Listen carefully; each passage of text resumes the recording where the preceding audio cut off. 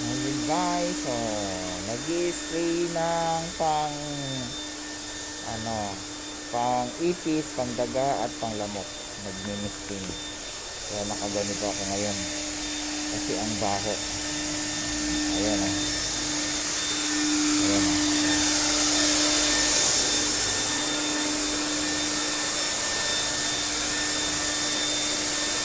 Ayan, nag-i-spray oh. Diba? Kaya ganito ako ngayon, Bombay ako ngayon, Bombay.